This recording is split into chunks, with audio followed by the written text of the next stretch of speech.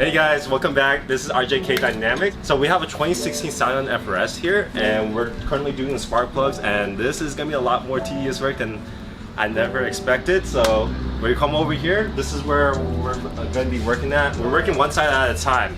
So these boxer engines, sadly, the spark plugs are on the side of the engine, and this is gonna be very hard to do unless you're a small person. For example, Ryan's a very small person. Make sure you guys get somebody that's under 100 pounds to do this, okay? So most people would just jack up the car or jack up the engine in order to get the clearance they need to actually do the spark plugs. But for us, we have some specific tools that we can use without jacking up the engine. And again, since we're in the tight space, this is actually going to be very tedious. So this is where Ryan really is coming in handy for this.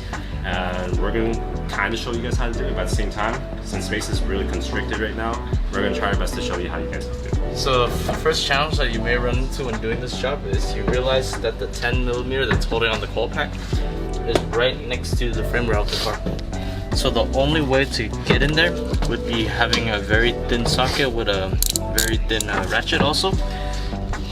So after cracking those open, you should be able to just angle out the coil pack. But if you can see down there, this little guy right here is the 10mm that you need to take off. The other one is up here.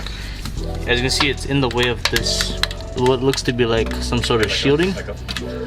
We'll get to that as soon as we get this one out. But so far, this job it's pretty straight explanatory. But the reason why like the labor cost may be different compared to other vehicles is just due to clearance issues. That's the main problem that you're gonna run into. So first thing is to especially for these two front ones, you're gonna run into even more clearance issues compared to the back. The back one, you as you can see, you have a lot more space, or not really a lot, but compared to this one, you have a lot more space. For this one, in order to get the coil pack out, you need to reach it at a certain angle where you're starting from the back.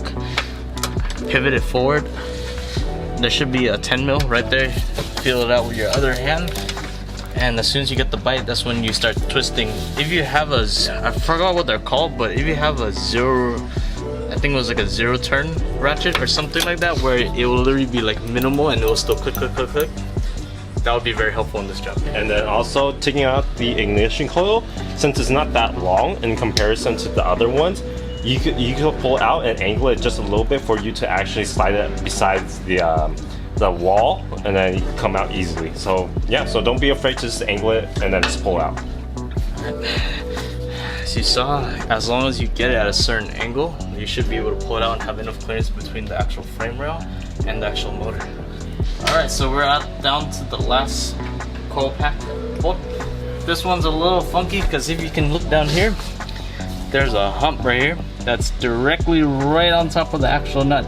So this one will require a certain angle, but as soon as you break that, just take your hands, go right under it, and just undo it.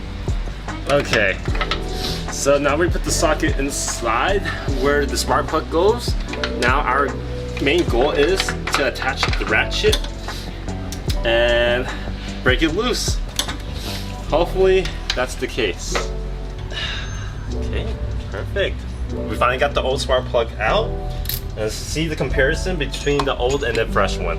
Alrighty, wow, you could definitely see the old one. So the old one looks like it has some anti-seize on it, so this won't seize up over time when you use the car often. And you can see at the top that it's already blacked out from all the combustion that's been happening over the years of driving with the car. And now you can see the fresh one. You can see how well this looks clean compared to this one. All right. So we just got done with just that one spark plug. We're gonna go ahead and finish up all the other side. Well, we're not gonna show it on video because it's gonna be very tedious and time consuming. So we're gonna skip to when we're actually putting the spark plugs in. Now, the only thing before putting this in, we need to check the gap of that tip right there.